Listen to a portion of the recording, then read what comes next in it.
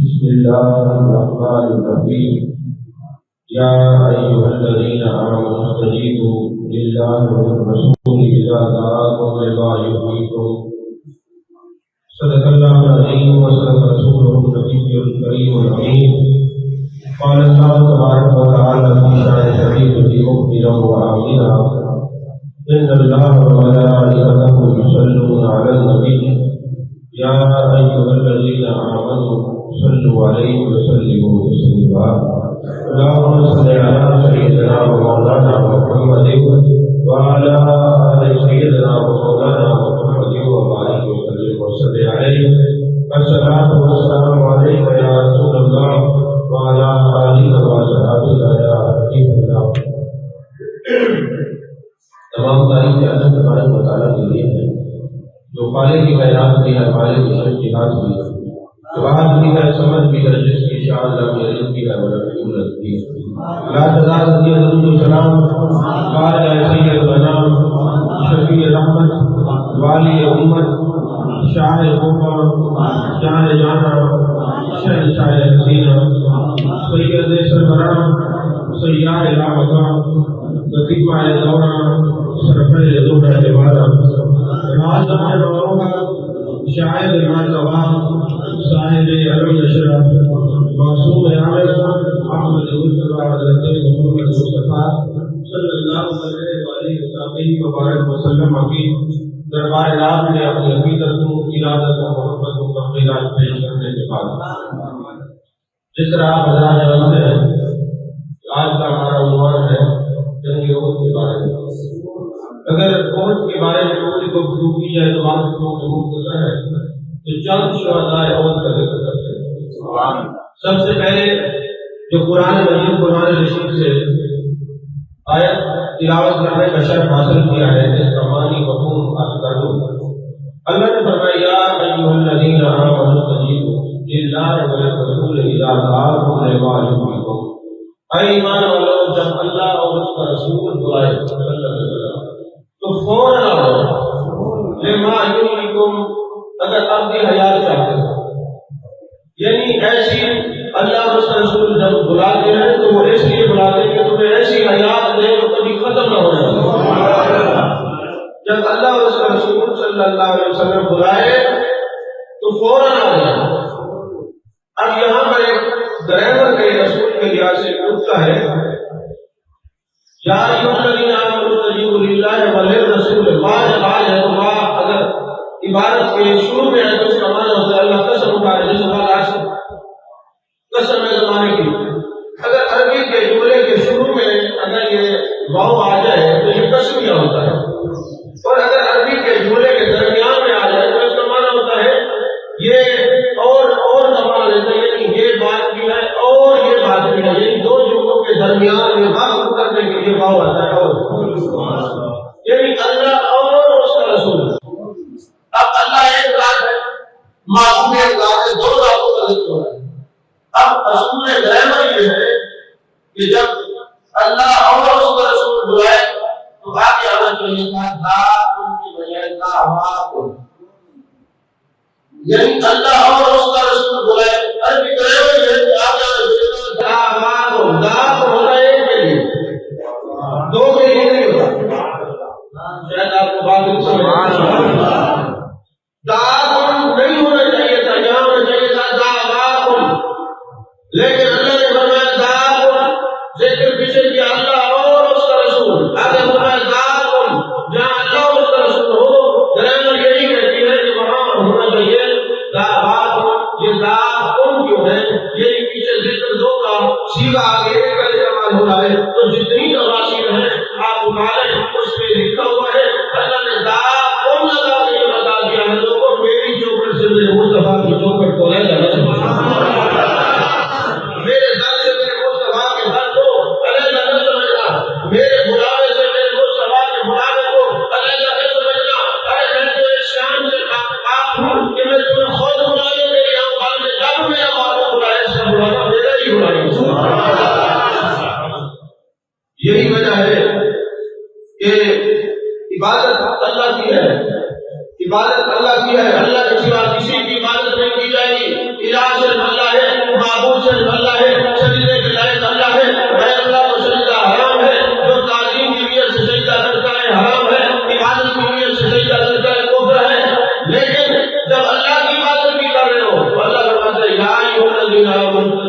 اللہ والرسول اذا دعاکم، اے ایمان والو جب اللہ اور اس کا رسول بلائے تو عبادت بھی کرو، تو عبادت چھوڑ دو پہلے میرے محبوب کی عبادت کرو۔ سبحان اللہ۔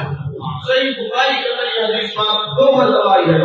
حضرت سعید بن ملا رضی اللہ تعالیٰ عنہ نماز پڑھ رہے ہیں، پھر آپ علیہ السلام نے آواز دیا شہید تعال، ایسے ہی دوڑ گیا، وہ نماز پڑھتے رہے، فوراً یہ قرآن نازل ہوا یا ایھا الذین آمنوا استجیبوا للہ والرسول اذا دعاکم، عبادت میری ہے، عبادت میری ہے، لیکن جب میرے محبوب کا بلاوا آ جاتا ہے تو یہ عبادت کرو گے تو پھر عبادت جائے پہلے میرے محبوب کی بات کرو۔ اس سے بخاری کے اندر حدیث سناتے ہیں۔ اچھا پھر حضرت ابی بن کعب رضی اللہ تعالیٰ عنہ نماز پڑھ رہے ہیں، پھر مصطفیٰ کریم صلی اللہ علیہ وسلم نے آواز دی، وہ آتے نہیں، میرے آقا نے فرمایا ابی بن کعب تم نے قرآن نہیں پڑھا؟ اللہ نے فرمایا اے ایمان والو جب اللہ اور اس کا رسول بلائے تو فوراً آ جایا کرو، فوراً آ جایا کرو۔ اور پھر فقہاء نے یہ لکھا ہے کہ اگر محبوب بلائے تم نماز پڑھ رہے ہو، مثال کے طور پہ آپ نے نماز پڑھی ہے پہلی رکعت سبحان ربی عظیم پر ہے تو میرے محبوب نے بلا لیا، اب آپ وہیں سے چھوڑ کے محبوب کی بات جانے جائیں۔ اب جتنی دیر محبوب نے فرمایا جاؤ مدینے سے فلاں چیز لے کے آؤ، آپ خریداری کرتے رہے، اتباع اور اطاعت مصطفیٰ میں رہے۔ اب آپ آگے یہ پوچھنے کی ضرورت نہیں ہے کہ جانے معراج صلی اللہ علیہ وسلم ہم نماز کہاں سے شروع کریں؟ فرمایا جہاں سے چھوڑ کے گئے تھے وہیں سے آپ شروع کرو، کیونکہ محبوب کی اتباع اللہ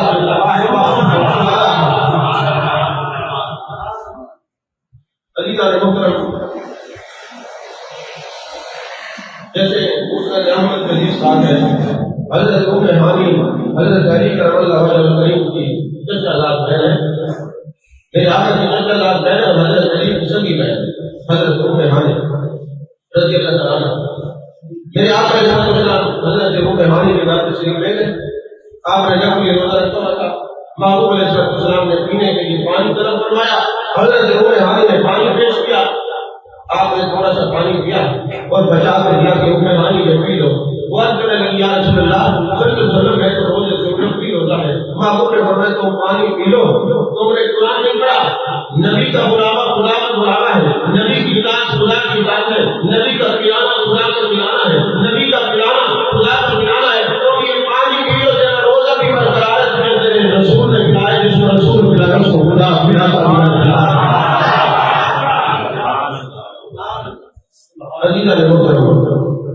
اسی آیت پر عمل کرتے ہوئے حضرت حنظلہ جس کو فصیل الملائکہ کے نام سے دنیا جانتی ہے، یہ جب کہ روز ہے حضرت حنظلہ کی شادی ہوتی ہے، اگر حضرت حنظلہ رضی اللہ عنہ کے ہی تعارف میں بات کریں تو پورا جمعے کا وقت درکار ہے، اور پورے جمعے کا وقت حضرت حنظلہ یہ کون تھے، یہ کس کے بیٹے تھے اور ان کی گھر والی کس کی بیٹی تھی، اور پھر ان کے بیٹے جو بعد میں حضرت عبداللہ پیدا ہوئے تو یزید کے خلاف صحابہ نے جو سپہ سالار تھے تو بیٹے تھے یہی حضرت حنظلہ کے بیٹے تھے،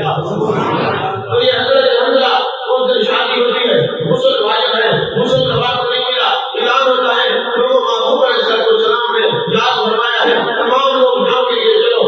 اب آپ کی صحابی گھر والے کی صحابی تھوڑا سا مخلوق کرتے ہیں تو بیوی کہتی ہے آپ نے قرآن نہیں پڑھا، اللہ نے کہتے ہوئے قرآن میں یا الذین آمنوا استجیبوا للہ والرسول اذا دعاکم، اے ایمان والو جب رسول اور اللہ اور اس کا رسول بلائے تو فوراً آ جایا کرو، تو آپ کو غسل کرنے کی ضرورت نہیں، وقت ضائع کرنے کی ضرورت نہیں، فوری بلائے فوراً میں چلے جائیے۔ حضرت حنظلہ آتے ہیں، جنگ احد میں شریک ہو جاتے ہیں، پھر شہید ہو جاتے ہیں، صحابہ جب آپ کے جسم کو تلاش کر رہے ہیں تو کیا دیکھتے ہیں حضرت حنظلہ کی داڑھی مبارک سے پانی، آپ کے سر مبارک سے پانی، آپ نے کپڑے گیلے ہیں، آپ کرتے ہیں اے جان جان اے جان جان صلی اللہ علیہ وسلم یا رسول اللہ صلی اللہ علیہ وسلم، یہ تو کچھ تھے یہ گیلے کیسے ہو گئے، یہ تو داڑھی سے پانی، یہ جناب زلفوں سے پانی، آپ کے جسم مبارک سے پانی۔ میرے محبوب علیہ السلام نے فرمایا میرے حنظلہ پر غسل واجب تھا، اس نے قرآن میں عمل کیا ہے، جب اللہ اور اس کا رسول بلائے فوراً آ جاؤ، کہ اسی حالت میں آئے قرآن کا حکم مانا، یہاں جان کی شہید ہو گئے، اللہ تعالیٰ نے فرشتوں کو بھیجا جاؤ حضرت حنظلہ کو غسل دے کے دوبارہ بھیجا، یہ جنت کے پانی سے حضرت حنظلہ کو غسل دیا گیا۔ عزیزہ محترم جب حضرت حنظلہ جنگ میں چلے گئے تو آپ کی گھر والی نے لوگوں کو بلایا، حضرت کو بلایا اور فرمایا جو کہ آج شب ظفار تھی اور ان پر غسل واجب تھا، اگر کوئی بچہ ہو جائے تو کل شک نہ کرنا۔ لوگوں نے پوچھا آپ کو کیسے پتا یہ شہید ہو جائے گا؟ پھر میں نے دیکھا حضرت حنظلہ جا رہے اور اللہ کے عرش کے رحمت کے دروازے کھلتے ہیں، حضرت حنظلہ داخل ہوتے دروازے بند ہو جاتے ہیں، تو میں نے خود یہ تعبیر اخذ کی ہے کہ ان کی شہادت ہو جائے گی، وہ شہید ہو جائیں گے، میں نے کہا تمہیں پتا پھر یہ حضرت عبداللہ پیدا ہوئے۔ وزیرہ محترم جنگ احد کے اندر حضرت سعد بن ابی وقاص رضی اللہ تعالیٰ عنہ اور حضرت عبداللہ بن جحش رضی اللہ تعالیٰ عنہ یہ بھی حضرت امیر حمزہ کے سگے بھانجے ہیں، حضرت عبداللہ بن جحش بھی سگے بھانجے ہیں۔ تو حضرت سعد بن ابی وقاص فرماتے ہیں جب جنگ احد ہوئی ہم دونوں اکٹھے ہوئے، وہ بھی رسول اللہ صلی اللہ علیہ وسلم کے صحابی، میں بھی صحابی، تو حضرت عبداللہ بن جحش کہتا ہے اے سعد بن ابی وقاص آ جا، اکٹھے بیٹھ کے دعا کرتے ہیں، پہلے تو دعا کر میں آمین کہوں گا، پھر میں دعا کروں گا تو نے آمین۔ اب بیٹھے ہم، حضرت سعد بن ابی وقاص کہتے ہیں میرے دعا دی، اے اللہ میں تیری رضا کے لیے جنگ کرنے کے لیے آیا ہوں، جب میرا مقابلہ تیرے دشمن سے ہو میں جنگ کروں اور میرا مخالف مارا جائے میں اس کی زرہ اتار لوں، اس کی لوہے کی ٹوپی جو اس نے سر پہ پہنی ہے وہ اتار لوں، اس کی میں تلوار دے لوں، مارے حکومت حاصل کر لوں۔ حضرت عبداللہ بن جحش نے کہا آمین، اور پھر حضرت عبداللہ بن جحش نے جو دعا کی وہ دل کی تختی پہ لکھنے کے کہا۔ حضرت سعد بن ابی وقاص رضی اللہ تعالیٰ عنہ کہتے ہیں حضرت عبداللہ بن جحش نے دعا کی اے اللہ میں تیری رضا کے لیے جنگ کروں، ایسا مخالف بھیج جو فن جان سے بھی واقف ہو اور حق کے تمام جو اعمال ہیں وہ بھی جانتا ہو، اس کو جنگ کرنا بھی آتا ہو، اپنے جنگجو بھی ہو، جنگ سمیت بھی ہو، اس سے اور میرے درمیان میں لڑائی ہو، آخر کار میں شہید ہو جاؤ، اور جو شہید ہو جاؤ وہ میرا مخالف میرا داغ بھی کاٹ دے، میرے کان بھی کاٹ دے، اور جب قیامت کا دن ہو تیری بارگاہ میں کھڑا ہو جاؤ اور مجھے تو دیکھ کے پوچھے اے عبداللہ بن جحش یہ کس کے لیے نام اور مان کٹا کے آیا ہے، تو میں کہوں کہ فیکا و فی رسولک صلی اللہ علیہ وسلم، اے اللہ میں تیرے لیے اور تیرے رسول کے لیے یہ نام اور مان کٹا کے آیا ہوں، تو اے اللہ تو مجھے ہاں عبداللہ بن جحش تو نے سچ کہا، تو نے سچ کہا، تو نے سچ کہا۔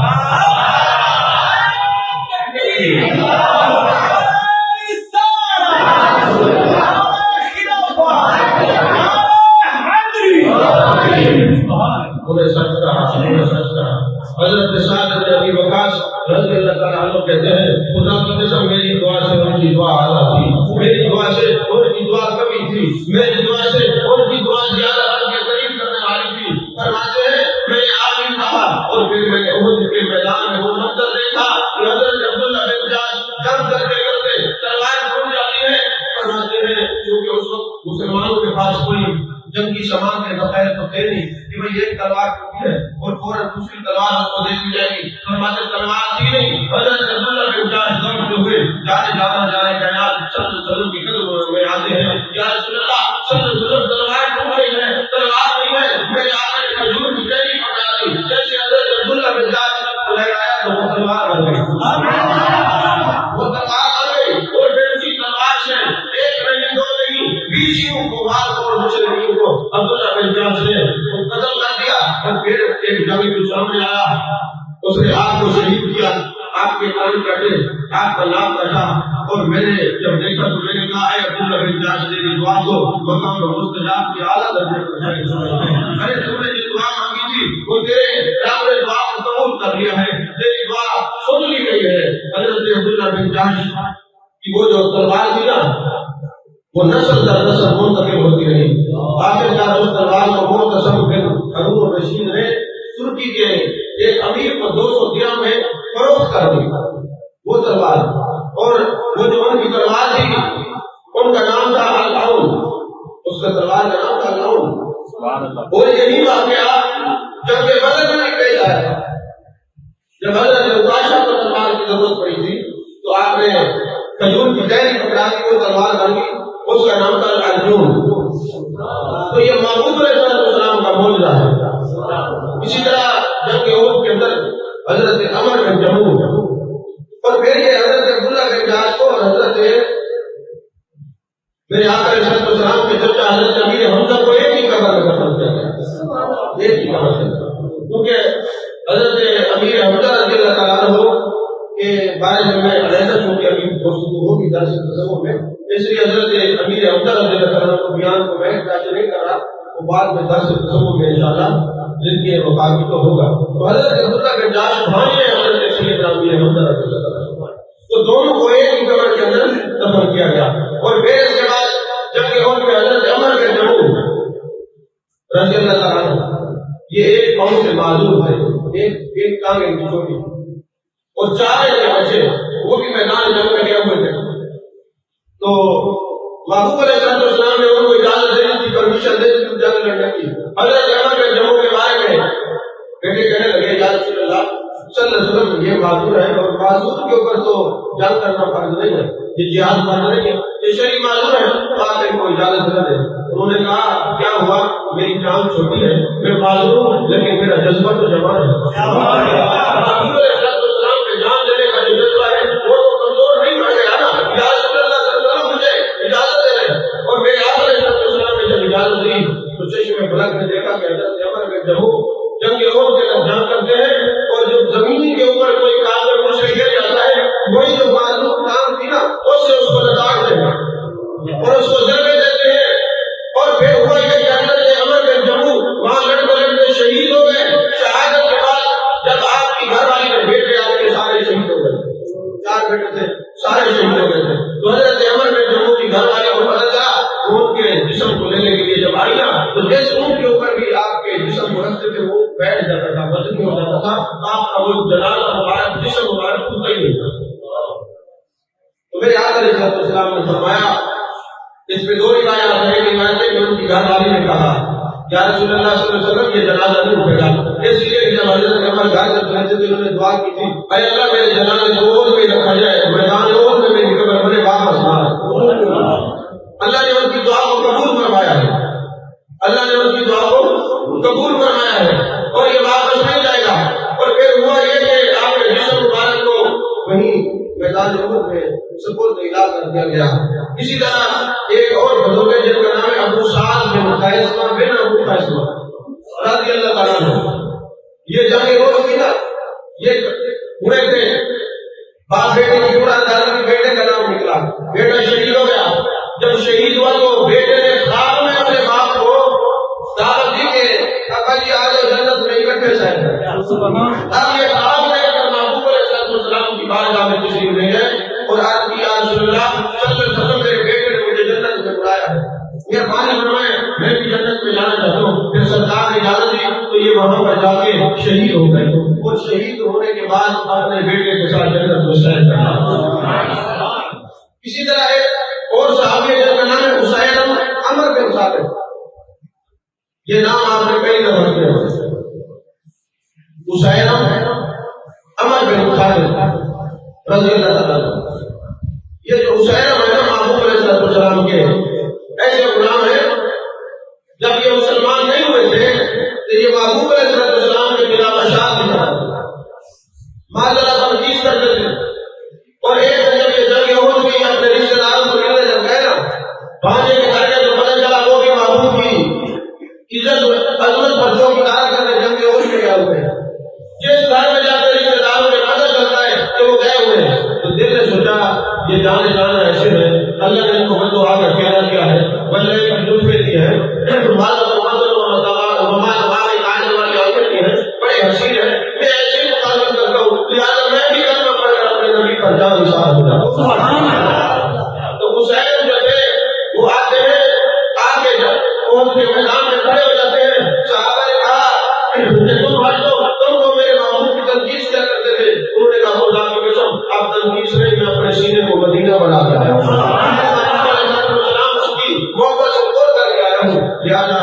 میں تو جنگ کرنے کے لیے آیا ہوں۔ انہوں نے کہا قسم اٹھاؤ کہ خدا کی قسم میں اپنے محبوب پر جان اپنی نثار کر رہے ہیں۔ پھر میں السلام کے پاس لے جایا گیا، انہوں نے کہا کہ یا رسول اللہ تم نے میرے کلمہ پڑھ لیا ہے، اب میں آپ پر اپنی جان کو فدا کرنے کے لیے آیا ہوں۔ میرے آقا علیہ السلام نے فرمایا ہاں یہ سچ ہے، اس کو میدان میں جانے کی اجازت دی جائے۔ پھر اسیرم عمر بن ثابت وہاں تشریف لے گئے، انہوں نے جنگ کی، جنگ کرنے کے بعد وہ شہید ہو گئے، اور جب شہید ہو گئے تو محبوب علیہ السلام نے ان کے جنتی ہونے کا پیغام سنایا، اور پھر حضرت ابو ہریرہ رضی اللہ عنہ چار بھی بیٹھتے کہتے لوگوں بتاؤ ایسا جنتی کون سا ہے جس نے ایک نماز بھی نہیں پڑھی؟ ایسا جنتی کون سا ہے جس نے ایک روزہ نہیں رکھا؟ ایسا جنتی کون سا ہے بتاؤ جس نے کلمہ پڑھا آتے ہی اللہ کے محبوب نے اس کو جنت میں بھیج دیا؟ تو لوگ کہتے تھے حضرت حسین عمر بن ثابت رضی اللہ عنہ ہے وہ جیسے آئے کلمہ پڑھا اور اپنی جان کو محبوب کے نام پر فدا کر دیا اور فدا ایسا کیا کہ محبوب ان کے جنتی ہونے کا اعلان فرمایا۔ آج کی بات سے بجلی بھی نہیں ہے کیونکہ جمعہ ہے اسلامی جمہوریہ پاکستان ہے، پتہ ہے کہ مخلوق کو تنگ کریں گے تو زیادہ فائدہ ہوگا، تو آج میں 5 منٹ پہلے اپنی گفتگو کو بند کروں آپ سے بات سناتا ہے اس وجہ سے کہ گرمی ہے اور بعد میں کچھ لوگ ایسے تو ان کی طبیعت ہے جیسے ایسے لگتا ہے جیسے معاملہ سے میرا تعلق میں نے بجلی بند کر دیا، ایسا ہوتا ہے نا طبیعت تو سے واقف ہے کیونکہ جب تھوڑی سی پریشانی آتی ہے نا یا تھوڑی سی کمی آتی ہے تو صبر کا ہم لوگ ویسے نہیں کرتے اور پھر ہم دینی اور شرعی احکامات کو بھول جاتے ہیں۔ کیسے بھولتے ہیں؟ کوئی جمعہ الا ماشاء اللہ ہوگا جس کو میں یہ بتاتا ہوں مسئلہ کہ جب جمعے کا خطبہ ہو رہا ہو تو لوگوں کے اوپر سے فلان کے نیا سے گناہ ہوتا ہے۔ محبوب علیہ السلام نے فرمایا کہ جو اوپر سے فلان کیا ہے گویا اس نے جہنم کی دیوار پر چلے جو نئے لوگ ہیں کئی دفعہ تشریف لے ان کے لیے مسئلہ ہے جو بعض جمعے کو آتے ہیں ان کو چاہیے جگہ جہاں مل جائے بیٹھ جائے اور بیٹھ کے محبوب علیہ السلام کی شان اور عظمت یہ اوپر سے تلاش کر رہے ہیں یہ گناہ اللہ کے نبی کے منع فرمایا ہے۔ تو بات تو یہاں کی لگی بات بہن کی لگی جو موسم ہے سب کے سامنے ہے، تو میں تو یہی کر سکتا ہوں کہ 5 منٹ پہلے تقریر بند کر دوں۔ تو میں عرض کر رہا تھا کہ حضرت میرے آقا کریم صلی اللہ علیہ وسلم نے جب کہ عمر پر بڑے لوگوں کو اپنی جنت کی بشارات سنائی اور لوگوں نے محبوب علیہ السلام پر اپنی جانوں کو نثار کیا اور محبوب علیہ السلام کی محبت کا پیغام لے کر سینے میں محبوب کے پیار کو لے کر جنگ کرتے اللہ کے حضور حاضر ہوتے رہے۔ یہ جو شہید ہوتا ہے یہ ہوتا ہے اشہاد سے، اشہاد کا معنی دیکھنا، یعنی کس کو دیکھنا؟ جیسے ہی شہید کی روح نکلتی ہے نا روح جسم سے بعد میں نکلتی ہے اللہ کا دیدار اس کو پائے۔ آپ کہتے ہیں اشہد ان لا الہ الا اللہ، یعنی میں گواہی دیتا ہوں، میں گواہی دیتا ہوں۔ ہم نے دیکھا تو نہیں، ہم تو محبوب کے کہنے پر گواہی دے رہے ہیں۔ شہادت سیکھو اس میں شہادت شہادت شہادت مال مشاہدہ۔ ایک یہ ہوتا ہے کہ کسی کو گولی لگ جائے تو پولیس والے پوچھتے ہیں تجھے کس نے گولی ماری؟ ہو کہ تو گناہ ماری ہے وہ لکھا جاتا ہے، اور ایک ہوتا بندہ مر جائے نا تو پھر پوچھا جاتا ہے جو عینی شاہدین ہوں گے یہ واقعہ کیسے پیش آیا ہے، یہ کس نے گولی ماری ہے، تو پھر وہ جو شاہد ہے وہ گواہ ان کے اس پر گواہی لکھی جاتی ہے۔ یہ شہادت الگ شہادت ہے۔ اللہ تبارک و تعالیٰ کو اللہ تعالیٰ نے اپنے محبوب کو دیدار کرایا اور محبوب فرمایا رائے تو رکھیں پیاس نے سنا، ہمیں محبوب نے بتایا اللہ ہے، ہم نے محبوب کے کہنے میں نماز میں کہتے ہیں اشہد ان لا الہ الا اللہ، یہ شہادت سمجھدار ہے، یعنی محبوب کے کہنے پہ ہم اللہ کو مانتے ہیں۔ جنگ احد ہو رہی تھی، وہ ایک شخص نے جنگ کر رہا تھا، جب جنگ کر رہا تھا تو